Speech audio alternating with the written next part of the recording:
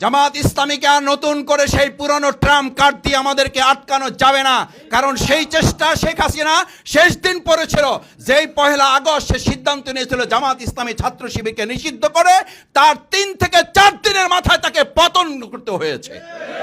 আজকেও যদি জামাত ইসলামীকে আবার সেই নতুন ষড়যন্ত্রের খেলায় মেতে ওঠেন, দেশের জাতির মধ্যে বিভেদ তৈরির বক্তব্য প্রদান করেন ঐক্যের পরিবর্তে, বদরের শিক্ষা হচ্ছে আনসার এবং মুহাজিরদের সামনে প্রিয়নবী মুহাম্মদ রাসূলুল্লাহ সাল্লাল্লাহু আলাইহি ওয়াসাল্লাম বলেছিলেন, আজকের যুদ্ধ সত্য এবং মিথ্যার যুদ্ধ।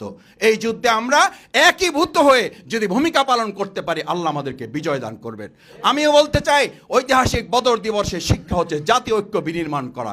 বাংলাদেশ জামাত ইসলামী বাংলাদেশের 18 কোটি মানুষকে সাথে করে নিয়ে দেশি এবং বিদেশি সমস্ত চক্রান্ত মোকাবেলা করে আমাদের 2024-এর জুলাই আগস্টের যে ঐতিহাসিক গণ অভ্যুত্থান তৈরি হয়েছে, এই চেতনা এবং আমাদের বাংলাদেশের মুক্তিযুদ্ধের যে সুন্দর অনুভূতি ছিল, ঐক্য, সাম্য, মানবিকতা, অধিকার, এই অধিকার আমরা প্রতিষ্ঠা করেই এই বাংলাদেশকে তার চূড়ান্ত সফলতায় নিয়ে যাও ইনশাআল্লাহ।